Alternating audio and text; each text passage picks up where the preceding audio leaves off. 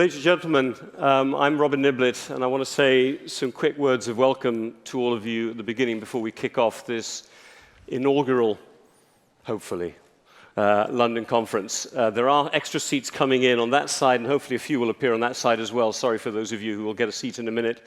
You're never quite sure if everyone's going to turn up at the beginning for conferences like this in London. You've been to many yourselves, I'm sure, so you'll know. Just bear with us for a little bit while we get a few more seats in on that side for those of you who are arriving now. This is just a great pleasure for us to take on this conference. Chatham House thought long and hard about taking on the responsibility of running a conference that is grandly called the London Conference. The British government has run a number of London conferences on specific issues, cybersecurity, Somalia, combating sexual violence against women, coming up, I think it is next week. But what we felt was that there had not been, to date, to my knowledge at least, a conference in London that took the time to think about the big issues of globalization and world order. London is an international capital.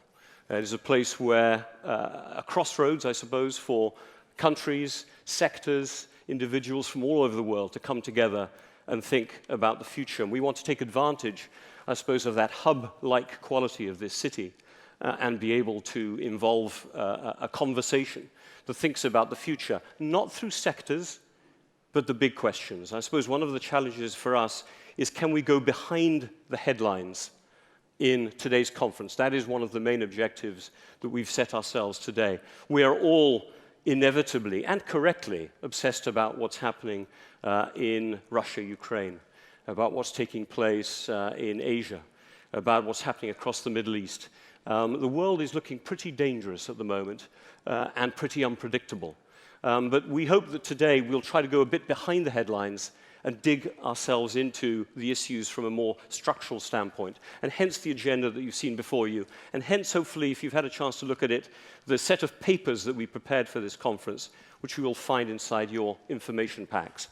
Now, let me just say right at the beginning, so I don't spend too long and eat too much into our first coffee break, that we would not be able, obviously, to do this conference without the support of a number of institutions, and in this case, principally companies as well.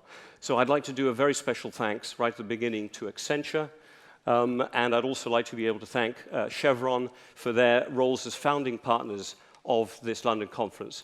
And a very strong thanks as well to the Foreign and Commonwealth Office for giving us the opportunity to hold this meeting in this wonderful set of premises, and for all of their support for this conference, to Rio Tinto and to Bloomberg, who helped put together, as well as the little intro you saw there, but they're also hosting the wonderful dinner we'll have this evening at the British Museum. So a very special thanks to all of them. These conferences, these types of events are not possible without their support. So a big thank you. I do want to just say, you've heard sort of tweeting birds and so on. I was meant to have read last night what each of these set of soundscapes mean, but I think you'll have, if you have a look inside your packages, they are explained. The idea is to try and, of course, tell you to get into the room and annoy you enough and get you off your cups of coffee. But the other idea as well, I think there's meant to be a little bit of a theme with globalization. Catherine O'Keefe, who helped put together this conference, will explain it, but it's in your packs there as well. Now, we're outside Chatham House, but that's not the only reason. This is on the record. On the record. Just to remind everyone here, we are live streaming parts of this, so this is you know, say what you think, but remember, people will get to hear what you said. We want to take advantage of that, but we do want to create an atmosphere where all of you can come together and have this as a conversation. This isn't about Q&A, this isn't about posing questions to the panels, this is inviting our panelists to involve themselves in a conversation with all of you, because ultimately the objective of this conference is to be able to, as I said, look under the headlines, but then take some ideas away from this conference about what we could do better. What we could do better in terms of running the world in one that has order, that has stability, and that has security. And where this rather dangerous sense of spiraling that I feel at the moment, I don't know how many of you do, does not become the reality of the future. As I said, it's on the record. There's a hashtag for those of you who want to tweet. I'm told we've got extra broadband in Lancaster House. Sounds like an oxymoron, but I don't think it is. So I'll let you test that out for yourselves. And what I'd like to do right now is invite my first set of panelists to come up and take their seats here on the stage. So we've got Sam Walsh, CEO of Rio Tinto. I'm going to do this as you're walking up. It'll pass the time. It feels like a boxing bout or something. But Harold James from Princeton University, Alyson Bales, who's here from Iceland University, and Ruan Zongze from the Chinese Institute of International Studies. I'm not going to do any longer introductions than that because you've got all of their details in your packages. But what I do want to do is get straight into the discussion of this first panel, which is really one to set the scene. Even if you look at the paper that was done for this particular first session, we haven't set ourselves challenges of how to resolve the world on this particular topic. We want to get the opportunity to compare notes a little bit in the big question, certainly at the beginning of the year. Are there any parallels between 1914 and 2014? Now, that was the big discussion in January of this year, and those of you who've been to the conference circuit will have heard a lot of that kind of discussion. But since then, we've suddenly heard, no, maybe it's not 1914, maybe it's 1938, or maybe it's that period after the Second World War, when Europe was going through a particular period of turmoil. So I want to be able to get these four individuals who represent, I suppose, a broad range of sectors and also of geographies to be able to think and challenge us a little bit on this topic. And I'm going to start, actually, Sam, with you, because I think one of the issues that I certainly ask myself, and I wonder if other people do here in the room, is whether what is fundamentally different between that period at the beginning of the 20th century and the beginning of the 21st century is the way the global economy has changed. There's a massive rebalancing taking place. I think your company is at the forefront of it. You worked in the automotive industry beforehand, so you're not just being on the mining side. You've got a broad range. And I'm just wondering, how does the world look different to you? What's changed in the last 20, 30 years that you've been in business? Is this rebalancing that we're talking about economically underway? And do you see it principally as opportunity or also as risk? Over to you, just for a first couple of comments. Thanks, Robin. And yes, during my working career, I've certainly seen a tectonic shift from the developed world into the developing world, so east and south, of a scale that we just simply couldn't have imagined. If I remember our modelling going back to the 1970s and 80s, we just couldn't have predicted the rise that we've seen in China and in other developing countries. Changes in technology, changes in medicine and health, changes in education, changes in social media, huge changes. For us, technology is a very important vehicle for us as we take mining into the 21st century. Just one example, use of big data in mining for analysing processes and variation in processes. 1980, storing a gigabyte of information cost $1 million. Today it costs 10 cents. So big data was not possible in the 1980s. It's been freed up by technical advances, improvements in efficiencies and cost. But for us, supplying raw materials to the world, the growth and development of the developing countries is absolutely critical, and as I said, of a scale that we just could not have envisaged. I remember prior to the global financial crisis, economists and others talked about the disconnect in the world, that the developing country was actually quite separate and disconnected from the developed world. And the world is the centre of economic growth is shifting to the developing countries. Let me bring Harold in right here, because in a way this shift that was just described by Sam has, I suppose, a positive tinge to it. From your perspective, do you think the kind of globalization we're seeing today is one that is going to make the chance of conflict, I suppose, and tension less likely? Or is it of a sort where the interdependence may end up being forms of dependence that make it more likely? Right now, the world is looking, I would say, reasonably dangerous. Is that what you would expect, or less than you'd expect? I mean, you wrote a very interesting piece for International Affairs at the beginning of this year. I was just looking at the title as well, Cosmos, Chaos, Finance, Power, and Conflict. But I noticed the word conflict was at the end. Harold, what are your thoughts on this big theme? Well, I'm afraid I do share some of your gloom and some of your anxiety on this. And I think, in fact, the parallels with the world of about a century ago are actually stronger than many people think they are, and they're certainly stronger than I would like them to be. So if we'd had this discussion in this room a century ago, I think we would have made very, very similar points, that the geography of economics is shifting, that the UK, which was at the center of the Industrial Revolution, is being rapidly overtaken by Germany, on the one hand in continental Europe, and by the United States, this enormous power. And then there was the aftermath of a financial crisis in 1907, which the UK did quite well out of, but had a big impact on the United States and on the rest of the world. And one of the consequences of that, in this, at that time, very, very interconnected world, when there was a lot of global capital moving, and there was also the kind of technology that was developing, the transatlantic telephone, the aeroplane, the automobile, all these things were bringing people closer together. But then in the wake of this financial crisis in 1907, the great powers realized that financial crisis was an expression of interconnection, but also a tool of geopolitics. So in 1911, when there was a crisis over Morocco, the French sold off German securities.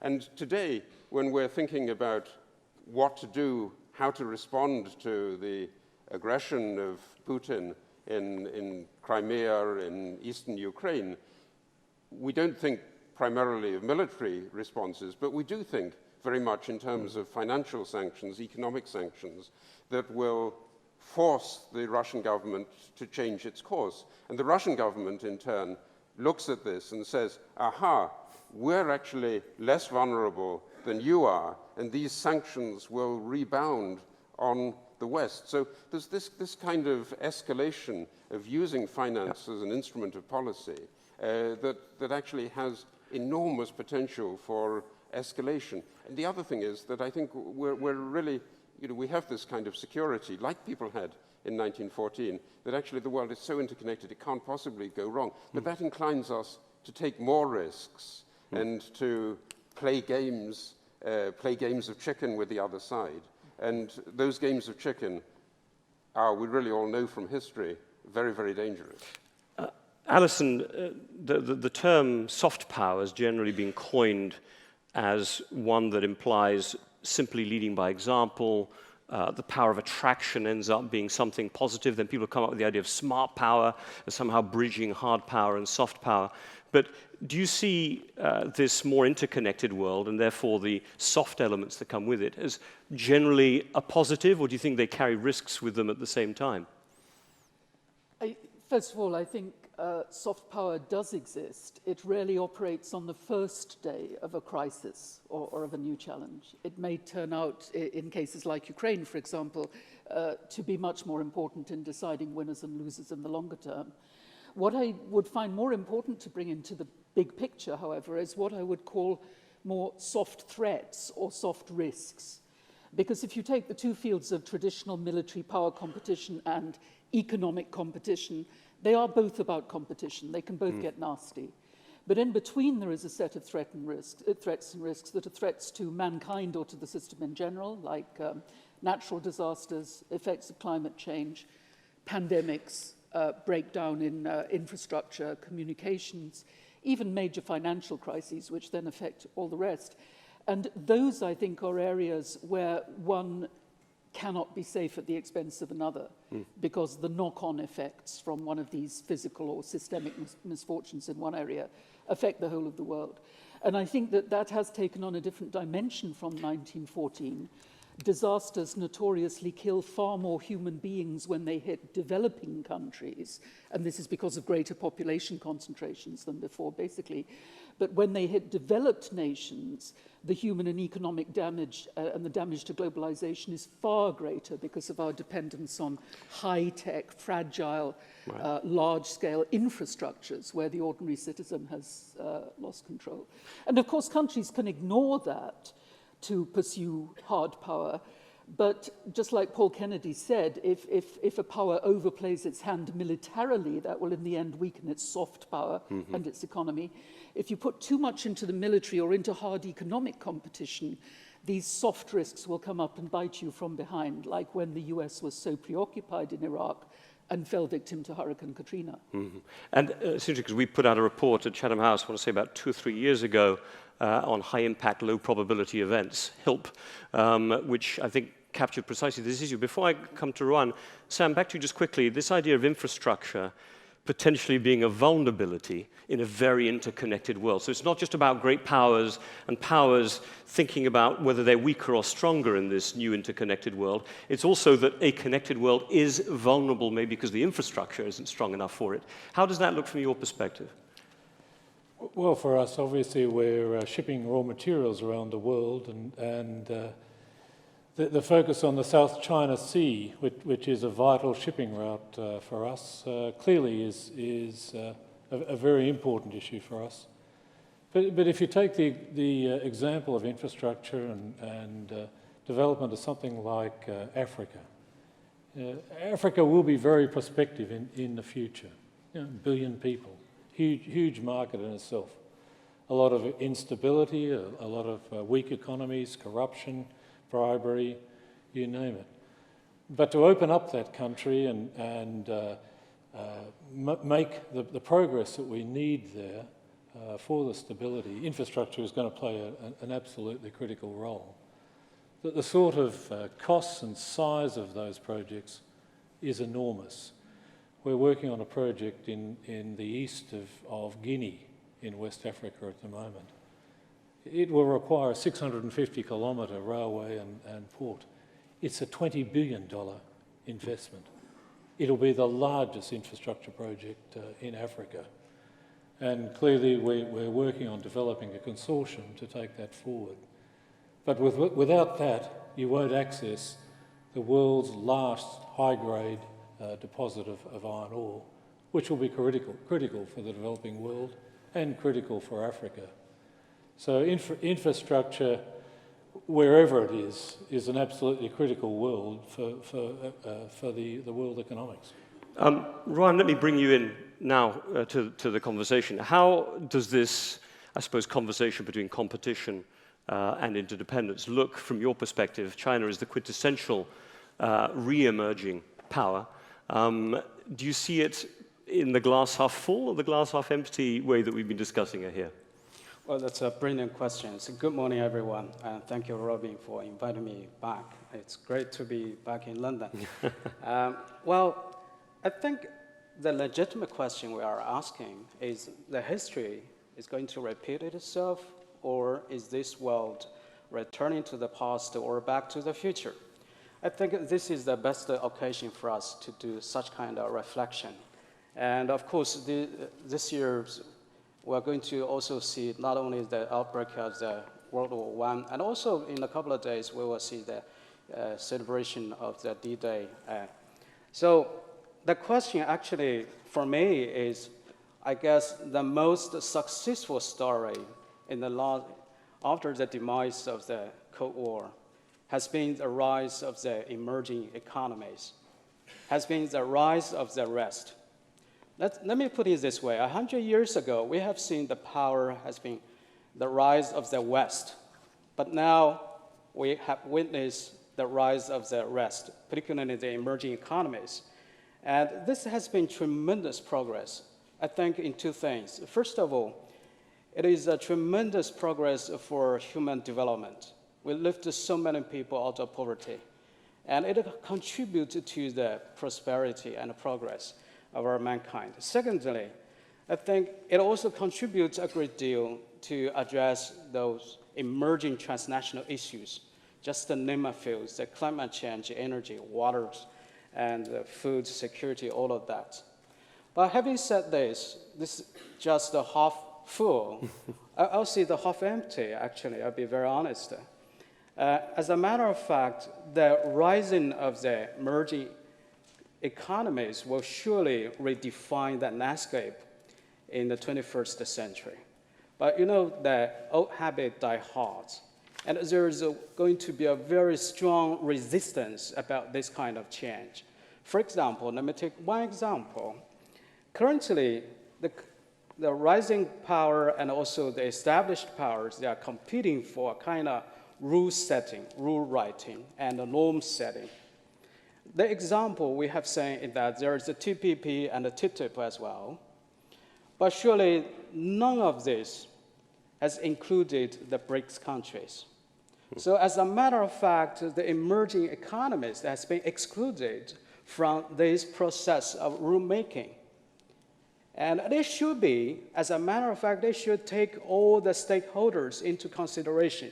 Their needs, their concerns should be taken full consideration so you can make a more representative, more acceptable new rules in the future. But Ruan, just quickly on that point, though, could one argue that, let's say, the West, TTIP, Transatlantic Trade and Investment Partnership, TPP, Trans-Pacific Partnership, that in a way those efforts are to try to embed rules now, because there's a sense that a country like China, perhaps like America 100 years ago, is less interested in rules and more interested in rising.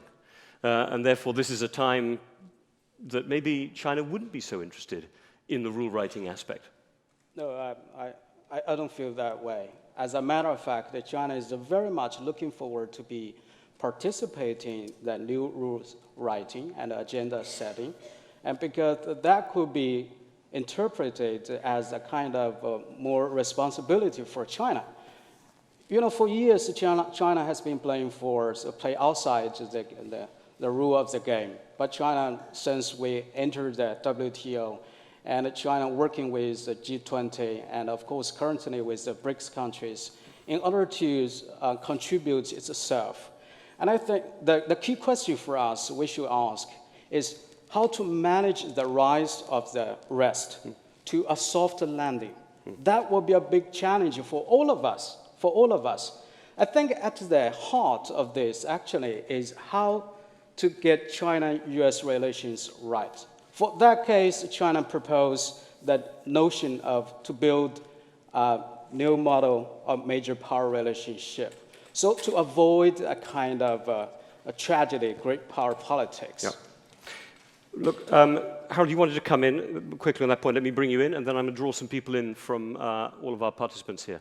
Sure. I wanted to say, I think Ruan's right on that in this instance, the fear of who's breaking the rules is not so much about the rising powers breaking the rules, but about the existing powers that are sitting on top of the system and seeing their position gradually being eroded, having an incentive to play fast and loose.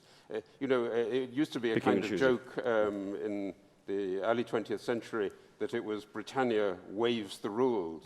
You know, the sense at that time that Britain was doing something illegitimate, I think it was in the sense that they were using all the knowledge that they got from this big financial infrastructure of the early 20th century to plan economic warfare. And today the equivalent is the story, when we're thinking of infrastructure, of the Snowden revelations about the NSA, the Google story, the SWIFT story, that we have the sense now that means of communication infrastructure are really being used in a particular way to hold on to a position in a way that the challengers don't think is legitimate anymore. And that's actually a big source of tension. Ruan, yes, quickly, then I'm going to bring somebody in on this. Intervention on that. As a matter of fact, the narrative has been changed very recently in a dramatic way. There is a joke back in China, we say, now currently Americans are talking about the sovereignty and the territorial integrity. Russia is talking about human rights, is about the sovereignty. And China is talking about terrorism. So this narrative demonstrates that major powers, all those players, that of course how to adapt to try to take advantage of the ongoing, very profound transformation. Well, let me bring a few people in. I want to bring John McLaughlin in here, because actually with talk about dual powers and so on, where are you, John? Oh, you're right there. That makes life very easy. And actually, I've got a microphone next to me, so I'm going to, oh, you got one here. But John, let me bring you in quickly. There were two dimensions of this here. The core aspect of international order today is China-US relations. But there's also this idea that's been put forward here that, in a way, the US is maybe waiving the rules a little bit itself and taking advantage of that position. How does it look from your perspective on those 2 points? Or anything else you want to say on that? But I mean, well, I've been thinking as we've talked here about this parallel between 1914 and 2014. And I think it's one of those questions that's really tough to answer, because we tend to think of 2014 in 1914 terms. I think my thought on it is that we need to look at some of the certainties we have today and then look at some of the uncertainties. And just let me walk through some of the certainties that occurred to me as I was listening. First, when we look at the world today and compare it to 1914, we have a much faster paced technological revolution than we did in 1914. The potential for surprise, here's my key point, I think. We have to realize the potential for surprise is as great today as it was in 1914. And remember, 1914 was a great surprise to all of the participants, the way it turned out. In those days, the world and technology was driven principally by engineering and physics, talking about weaponry, air power, and so forth. Today, different technologies are driving this century. Physics, not so much. We're driven today by information technology, biology, nanotechnology, materials technology, and the integration of all of these. A lot of surprise is going to come out of that, I'm sure. Greater precision in weaponry and so forth. A second certainty, conflict within societies. As the world moves toward a population of 10 billion in about 30 years, only 3% of the growth in population is going to occur in developed societies. Undeveloped, less developed societies will come under great strain to provide services to a burgeoning population. That's inevitably going to create societal stresses and lead to some problems. A third certainty. The U.S. is moving toward energy self-sufficiency at a time when the world is, I think, looking at a period of great competition for resources. And we don't quite know how that's going to work out. Now, some uncertainties. How we organize ourselves will affect all of this. Can Russia, China, and India be drawn into a web of security arrangements such as we have seen in the post-World War II period? I don't think we're at that stage yet, a web of security arrangements. Can NATO manage the Ukraine crisis, particularly if it evolves eventually into some perceived threat to a NATO country that involves the invoking of Article 5, presenting NATO with that collective defense decision? NATO has never had to make that decision in 65 years. It's only been invoked once, and that was after 9/11, and it was just automatically invoked. The United States did not request it. Can we coordinate global development and assistance policy in a way that helps to ease some of the burdens that I've just been talking about? And what ultimately is the effect really of nuclear policy writ large? Are nuclear weapons a force for stability? As many of us assume, and a lot of the articles written on this say, don't worry about 2014, we have nuclear weapons to keep us stable. We won't go to a major war. Or are nuclear weapons really a force for instability, given that many new nuclear powers do not have a long history of deterrence? Now, you wanted me to answer a specific question. What was that again? Exactly. I'm trying to remember myself. No, it was the question of whether the U.S. is as interested in rule writing, or in a way is it trying to make sure it stays at the top of the rules pack? Because I think this is as you heard the panel here, there's a sense to which the United States has written rules that suit it necessarily as the exceptional power that was providing a lot of security. You kind of felt, well, We follow rules when we need to.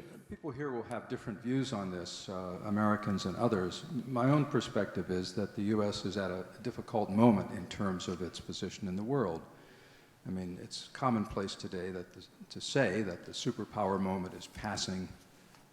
It's commonplace to say you can't count on the United States to solve all the world's problems, but you can't solve them without the United States. This is a new era for the U.S. in terms of adjusting to a period. If you look back to the period between, let's say, the fall of the Berlin Wall and the financial crisis of 2008, that's 17 years when we were really essentially unchallenged and could do more or less, we could write the rules in that period of time. I think we have probably passed the moment when the U.S. can really write the rules. And there is a recognition, at least as I see it, growing in the United States, that rule writing in that old way has passed and that we now are in much more of a multilateral, multinational world in which the U.S. has to be more of a builder of coalitions and an integrator of points of view. At least I hope that's the direction my government is going. Thanks, John. Let me get some other points in at the moment. I think there's an interesting point you raised at the end there I would link, is that if the US no longer feels it can write the rules, does the US feel that it needs to be engaged in protecting the world as much as the one that it did when it was writing the rules? In other words, you end up feeling a slight sense of detachment. If we can't lead, should we be as involved? And I think this is an important question. I hope a few people might want to come back and give impressions on in a minute. I also wanted to turn actually to Vanda, followed by Brown, who's based at Brookings, and maybe just share a couple of perspectives on what you've heard so far.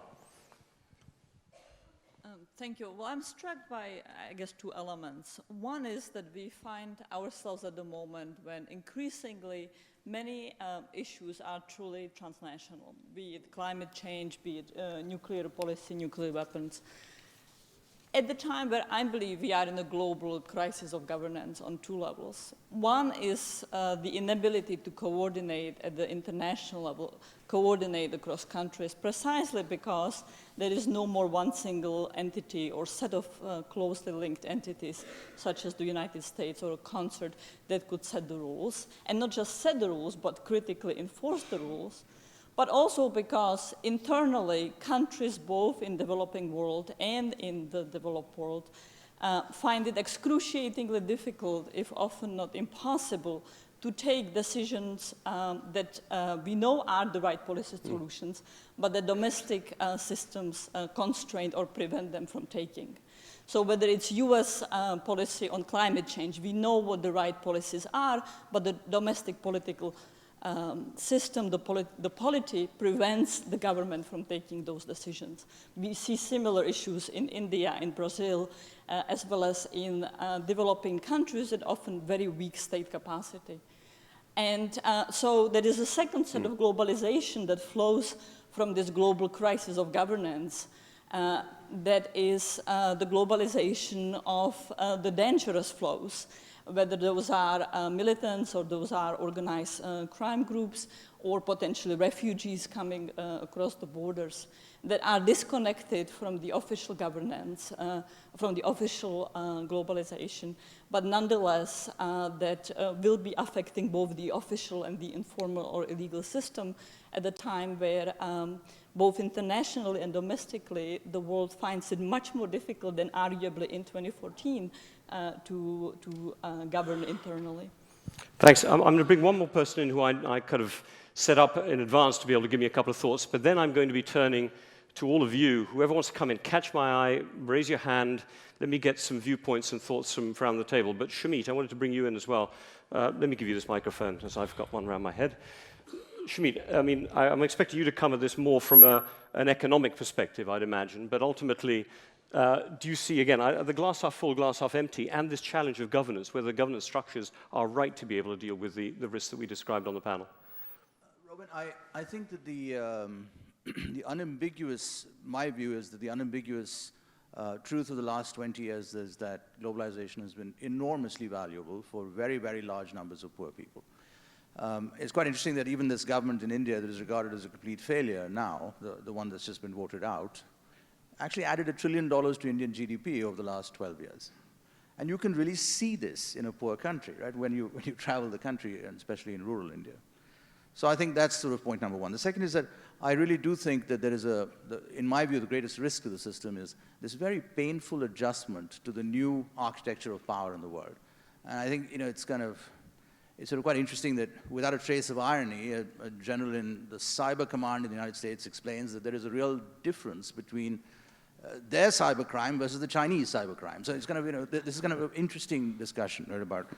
So I think that is a risky phase where, this adjustment to a new architecture, the great powers at the end of the Second War in Europe, et cetera, it's not clear to me how this will be resolved given the lack of an institutional structure in which to have the discussion, which is my sort of third worry at the stage we're in right now, which is I think the most significant problems of today are multilateral and intergenerational. So climate change or this kind of financial interdependency, which is really a very serious moral hazard problem on a global scale, to which there's no obvious mechanism to find conversations, which leads to the other problem, which is even within societies, for example, in much of Europe, this enormous bind between low growth, low skills, and very large entitlements. You worry about the export of these internal political contradictions onto the global stage. So those would be my 4 observations. And inevitably, we're going to touch on each of these topics, actually, in the upcoming panels, which is what I'd hope people would raise today, is the context in which they're happening. We'll get to the intergenerational issue in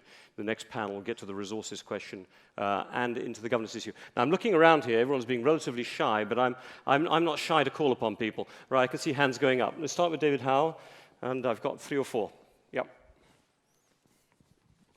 Thank you. We've heard about the rise of the rest, but what about the rise of the network? What about the 2 billion people who go on the World Wide Web and the internet system every morning and inject into their government's thinkings 2 things. First, a restraint on our government's arbitrary power, but also an amazing volatility as well, so that the power of opinion is now mobilized on a scale never seen before. And governments have to address new audiences and really use new techniques in order to maintain legitimacy and authority and get any decisions, whatever, to stick. This has been a vast change in the last really 5, possibly 10 years, and has altered the challenges on governments worldwide. What does the panel think about that? Okay, I'm going to keep a few of these questions up and pass them back to you in a second. So I do want to we've got lots of hands going up. Kevin Rudd first, then Unal Chevicos. And I've seen some hands go up on the far side. Yes, okay, I've seen 2. Good. Thanks, Robin. Starting off with this question about the future of the global order, it strikes me that we should go back to very, very basic questions at what many of us regard as a point of transition in the international system. One is there sufficient consensus in the world today at an intelligent level of political leadership that order is better than non-order? I think there's a collective amnesia about what non-order looked like, and let me tell you, it didn't look very good. The second question which arises is, if there is a collective consensus that order is better than non-order, then what is the order to be? Is it to be a liberal international rules-based order? Okay, we've talked about rules-based. Let's go to the adjective liberal. What does that mean? Open economies, open societies, open polities. That's what liberal means. Or are we, in fact, de facto contemplating the possibility of the emergence of an alternative order with different rules and or one backed by 19th century concepts of spheres of influence? Third point I'd make is just this, is on the China question, I think the Chinese legitimately look at the world and say these rules were devised by a bunch of white guys in 1945 and at various iterations since then. And frankly, it came off the back of several centuries of colonial exploitation of the rest of us. That is a valid empirical point. No one can dispute that. But the question which our Chinese friends need to begin to address in the global audience is this, and I pose this question to our friend Mr. Ruan, which is, if not the current order, what? What should be changed, and into what, and why? And the reason I pose those questions is that Chinese leadership have stated quite explicitly in the last 12 months that they want to see, quote, a fairer and more just international order. The Chinese, as each international agreement at present comes up for negotiation, covering some aspect of the rules-based system, now legitimately are using the reopening of those discussions to redo and reflect their own views on what that set of rules should be. This is happening as we speak. But my question is, what set of principles underpin that? And therefore, if we are talking about the evolution of a new order, or a reformed order, or revised order, what is it, how is it different, and why? And because I fear, in the absence of a resolution of that, going back to where you began this conversation, Robin, with the lessons of 1914, as we seminar our way through that, then we have the politics of crisis management, inadequate crisis management, the unexpected nature of conflict emerging, and frankly, us being entirely derailed by a very classical form of conflict in certain regions of the world. Let me bring in a couple more, then I'm going to give a chance to our panel to reflect, and then I'll get more points in. Unal Chevikos, yeah, you've got the microphone already. Thank you, Robin. Yeah, it's on. Very much in line with the question pertaining to the order. But when we are talking about the order and when we are talking about new terms of globalization, are we going to cope with the reordering of the world with the old mechanisms or the old structures of the 20th century? Or are we going to look for some new mechanisms which would perhaps help us to cope with the problems of today's globalization? But what I mean here is, when you look at the 20th century, particularly in the 60s, 70s, there was a polarization in Europe, and the solution to the polarization problem was very much Eurocentric. But we came forward with a concept of OSCE, and we tried to find a solution to the problem at that moment. I wouldn't claim that OSCE has resolved all the problems of Europe or the world. But what I want to ask is, if we are talking about a new emerging polarization between the developed countries and the emerging economies, then probably we should look for some new mechanisms which would perhaps interact these two groups of countries and which would bring certain models of coping with the problems of today. So probably, why not a new international or world conference of looking for the problems of world order? And we'll be getting a little bit to this issue in the final panel on governance structures and so on. But I want to make sure my back isn't to this side of the room. I've been looking this way as well. John Snow first, and then I'm going to bring it to the audience, and then I've got a number of other people I'm going to pick up over there. Well, just following up the previous point, when you come to some kind of a global convention to try and look at these problems, the problem surely is that there has been a serious collapse of confidence in our own domestic governance in the old world, and by that I include obviously the United States. The United States and Europe are both individually, I believe, suffering serious failures of governance that's unfit for purpose. Individual countries are unable to run their own affairs. I mean, we have Alyson Bayliss on the platform here. One of her proclivities is dealing with Scotland. Britain is in serious danger of losing Scotland. That is a genuine reality from which the most enormous chaos flows, which people in the south of the border have simply not begun to contemplate. That's a very micro problem, but it does illustrate the issues that lie long below globalization. The issues confronting, we've just been through an election in Europe which has rendered evidence of serious alienation by the ordinary men and women that populate these countries, and a complete breakdown of confidence in their institutions. And unless we can sort out our own local, national governance systems, I don't see us contributing to any real resolution of globalizing issues that we're confronting here today. Well, John, bring us back, as I think a couple of people did in David Howell's first question, actually, about this rise of a political awakening, which we always associated more with the rest of the world, actually is also as intense inside, let's call it, quote unquote, the old world, and causing an equal number of problems. So huge topics, as one would expect with this first panel that's setting the scene. Ruan, you've got a very specific question, so let me start with you, and then I'm going to run down the panel in this way. But a very specific question from Kevin Rudd about what kind of order does China think it's trying to put forward? That's actually a great question. I appreciate it. First of all, let me make two things very clear. We don't think, for Chinese view, we don't think this world order is perfect. It's perfect, because many of the rules, as your question mentioned, said or wrote in the past. But having said that, it does not mean China dismiss the current order. As a matter of fact, in the last 20 or 30 years, China has made tremendous efforts to integrate itself into this order, to be part of it.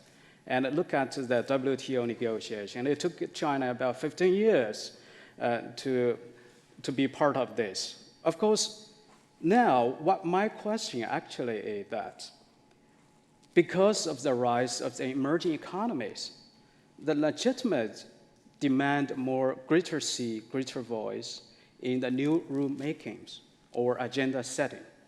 So it will be better off to mobilize those new players or rising economies to be part of this rulemaking process. Then this world order will become more balanced and more representative. If that makes yes. China more liberal, yes, to use, I think the description liberal means open markets, open polities, I suppose open also to human rights. I mean, is China ready for the openness that goes with being part of that rule writing, or should the rules reflect a different structure? Well, let me put it this way. China has been achieved unprecedented openness since we open up to the rest of the world. So this has been the sources of China's development. Where does the stem come from? And we come from opening up ourselves to the rest of the world. But having said this, it does not mean China will become a second American or second Europe, not at all. As a matter of fact, China's this kind of openness and involvement and this accountability that it demonstrates gradually to this world order should become a kind of a public goods. Okay, Alyson, let me come to you now. Maybe you could take those questions about changing polities inside countries, because I mean that's less covered in a conference of this sort. Well, thank you. I'd be glad to. And I think very important points are made here about the fact that there are different players in governance compared with 1914, and there are many different levels of governance that you have to contend with. I think in the last part of the discussion, we've rather forgotten the importance of the private sector. What kind of rules does it play by and want to play by? And I would argue, given that communism is not a competing world ideology at the moment, and I hope Ruan Zongze forgives me for saying that, but China does not suggest to have communist rules for the world order as I understand it. That would mean that private sector actors on the whole must be looking for multilateral systems that work. People who use Facebook must be looking for rules that allow them to go on using Facebook without censorship on the one hand or constant infrastructure breakdowns on the other. So maybe in these non-state levels of governance, despite the extremism, despite the difficulty of old actors controlling these processes, which makes national governments nervous, I think nevertheless you have maybe some positive factors for a non-destructive outcome to globalization. The point I'd like to make is perhaps to bring this back to Europe. It's a very interesting question, because what Europe shows us is that in the world power system now, there are regions acting as powers.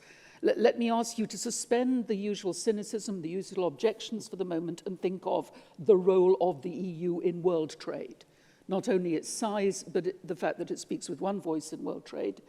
And I think it's the first time that we've had a world where you have individual nation states and you have regions who clearly are part of the rule system, part of the power system, but they are not aggressive powers in anything like the old sense. And I would say the same of ASEAN, I would say the same of Mercosur countries when they're in the cooperation mode. And that way of acting is becoming more widespread in the world. Now, the problem is the stress that that puts on politicians. Because on the one hand, they have to deal with their national discussion, where at the moment, because of the economic crash and other things, fear of the other, competitive feelings are very strong. And then they have to act as members of the board of Europe, part of a collective European governance, and then they have to go to the UN and act as part of world governance with the interests of the world. It's very difficult for any man or any woman to reconcile those modes. I actually see that as perhaps the human key to a lot of the problems that we face. How? So I'm not sure that I agreed when Kevin Rudd said that the world order after the Second World War was made by a bunch of white men. I mean, in part, it's true about bits of the order, but something like the UN Declaration of Human Rights is not actually the historical result of the reflections of only white men. There was an enormous Chinese input into it, Indian input into it, Middle Eastern input into it. And it still seems to me that something like that is actually really a very, very good foundation. What was wrong and what clearly needs to be adapted are some of the institutional arrangements. So the way that the Security Council was set up or the way that the International Monetary Fund was set up. And that, I think, is part of the story that you're going to think about in the rest of this session. But this is an area where both the United States and the EU have really been tremendously obstructive in terms of thinking about change and making the international institutions more representative. And if something like the IMF can't be adapted to a world in which the geopolitics is changing, it's going to be irrelevant very, very quickly. So it's held up in the EU by the EU insistence that the individual member countries of the EU are represented on the board. So, you know, we just heard that the EU speaks as one voice in trade matters at the WTO, but it doesn't speak with one voice at the IMF. That's clearly something that could be changed. And also, in 2009 at the London summit, there was a big agreement on how the IMF should be altered, but it's being held up in the US Congress. And that's clearly also a bit of the ineffectiveness, of the slowness of responding to the needs. So I think the vision of 1945 is actually basically correct, and that we need to work further with that, but that we've been very, very bad and very, very poor in adapting to the institutional elements of that. And you know, even just one note of caution as well. There was some reflection on the outcome of the European Parliament elections, but it's a very, very mixed lesson. In some countries, the vote is actually quite surprisingly positive. In Italy, in Germany, for the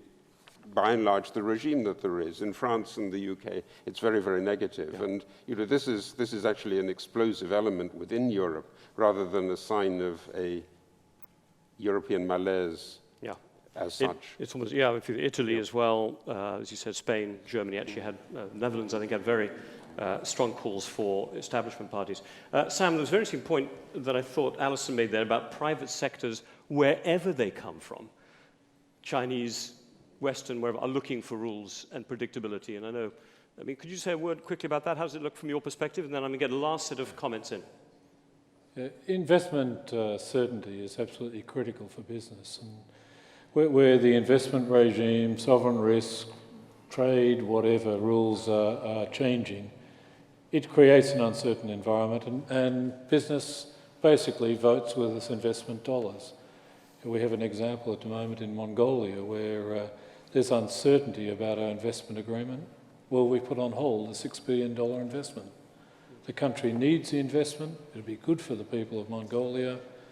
Uncertainty, we won't invest until we know exactly what the rules are. There was mention of Scotland before. Well, there's some evidence of a slowdown in investment there.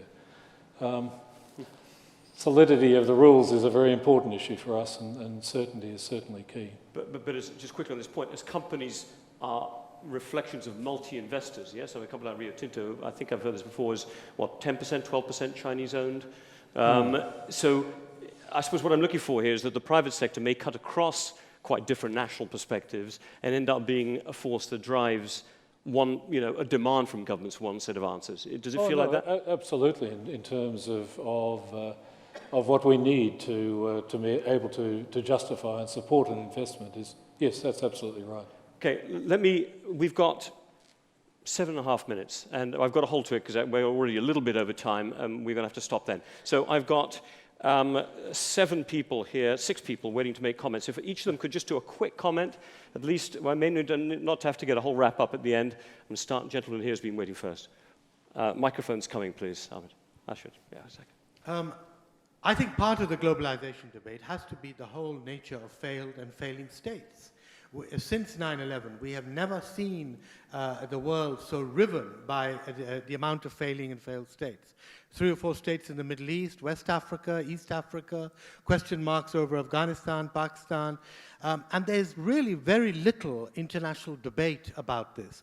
Former old models, the World Bank model, aid models, these are all shown to be failures.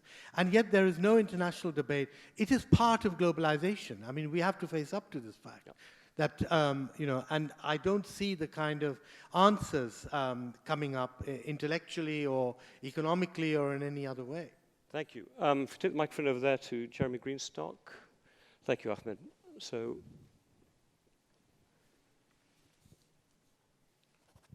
what we haven't touched on in the difference between 2014 and 1914 is that they both have long periods of peace behind them, and 1914 was a terminal of that long period of peace. And in periods of peace, the institutions begin to fade in effectiveness because the world changes quicker than institutions reform. And I wanted to hear from the panel where they thought the global institutions were going to go if this period of peace lasts considerably longer, because the 20th century taught us that we can't afford war any longer, and war was a renewal. With the damage done by war clearly through the 20th century experience being worse than the good done by the renewal, where are the institutions going to go? Because without firm institutions, competition between powers takes over in an ad hoc way. Joe, if you just pass the microphone down to the gentleman here quickly. But now, some of these questions you may not have to answer. I'm going to treat these as rhetorical questions for the next panels, because that question needs to be answered by the last panel, definitely. If it doesn't get answered, Jeremy, you get a chance to ask the question again. Earlier, you talked about great power writing rules. 1914 have a great impact on the present China, because the post-1914 comes to, if I remember correctly, China was one of the winning party, but the province of Shandong was ceded to German. Instead of returning to China, went to Japan, and China at that time was rather weak. Mm-hmm. Now China being a rising power, and like to be party of writing rules, such as the air zone identification thing, where American did it 60 years ago, and China did it recently. And then with the Daoyitai Island, the Chinese called it, and Japanese called it Sakura Island, was a Chinese territory, but after the Second World War, instead of returning to China, is now under administration of Japan. So that have great impact, but China is a rising power now. So 100 years been passed, so I'd just like to, and also with the 1914, the aftermath of it, is founding of the Communist Party then. Exactly. Thank you. Thank you. And I want to, Victor, Bulmer Thomas, just put a microphone there, thank you. Thank you, Robin. Well, there's a clear consensus emerging from this panel that the rise of the rest requires an accommodation by the West, including the rewriting of the rules of international architecture. But I notice in the conference report, in the first part, there's a rather strong and somewhat striking statement saying some institutions and agreements, such as the UN Security Council and Non-Proliferation Treaty, are probably unreformable, given the vested interests of their privileged members. Perhaps the panel could comment on that. Or maybe the last panel might comment on that as well. But that's a very important point. Stephen Green, at the front. Thank you. The trouble with the phrase, the rise of the rest, is it implies that the rest is a homogeneous group. They plainly aren't. History never repeats itself, but as the saying goes, it sometimes rhymes. And one of the issues that is very stark in the years leading up to 1914 was the arrival of new boys on the block, if I can use that phrase, and boys was the right phrase, it's certainly for the mood of the time. Germany, of course, above all, also Japan. What are the parallels Today, I suggest the arrival of two particular very large new boys on the global stage, and it would be worth our while reflecting on the similarities and differences between the two new boys then and some of the new big boys now. Secondly, Russia.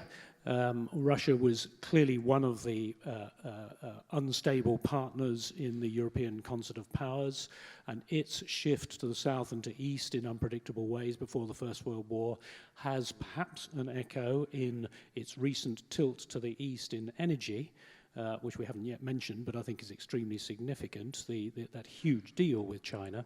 And then lastly, one of the ongoing continuities is, of course, the relation of Britain to the rest of Europe. If there's one thing Britain surely learned in July 1914, it was that it could not be involved in Europe. Great points. And again, on the Russian tilt to the eastern energy, hopefully we'll get to that in the resources panel. I know Bernice is here somewhere. I need to go to Jaco, where are you? And then Xenia, two of my Chatham House colleagues who've patiently been waiting at that end. Thank you. The question that was striking me was what to do about the trust deficit that exists in the world. So the empirical fact that Kevin Rudd mentioned about 500 years of world domination, I think there's a real question in the rest of the world, outside of the West, to what extent the West is really willing to share power. And we're not talking only about economic power and soft power, we're talking also about the hard power, so cutting edge technologies, drone warfare, is there going to be rules on that? Internet, architecture.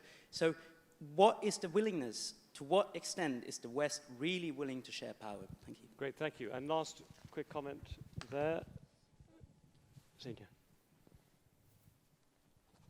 Thanks. Two quick related points that pick up on some of the things that have already been mentioned. The first is, at the beginning, the panel really focused on the US and China.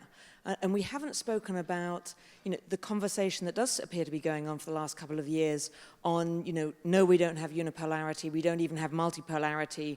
We haven't talked about Vietnam and Turkey and not the BRICS, but some of the other rising powers. The fact that this isn't potentially isn't a game of great power politics anymore. Everybody is involved. And the second point, picking up on that, is we've talked about the corporate sector, but what about some of the other non-state actors, both malignant and benign? What role do they have? We've been discussing how states are going to work together and how they're going to govern. But actually, if you look at the EU ISS report, if you look at the NIC report, everybody's talking about the empowerment of the individual. How do we factor that into this conversation? Well, as I said a minute ago, I do not expect answers from the panel on these points. In fact, it's flashing here to say we're 30 seconds over time, and I want to get on to the next panel. But I do want to give a chance for each one. If I have one comment to make before I hand over to Jim O'Neill. 1 point. Sam, let me start with you and come down this way on any of the points you heard. Anything you want to say? Last chance. Well, I mean, as I mentioned, for us, the success of the developing world is critical for us, and I think critical for the world. This debate, this discussion is very, very important. Thank you. Harold?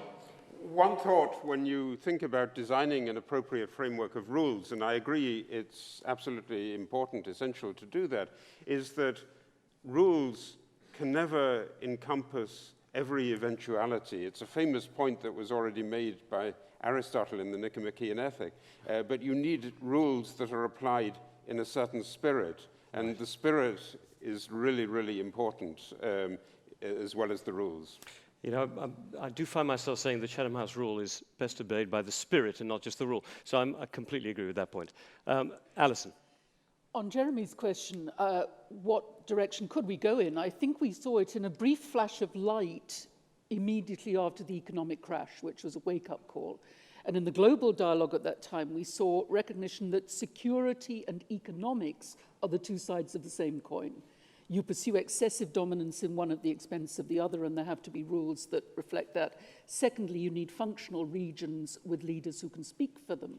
Both of those ideas, I think, were behind the creation of the G20, which has faded out of the news now.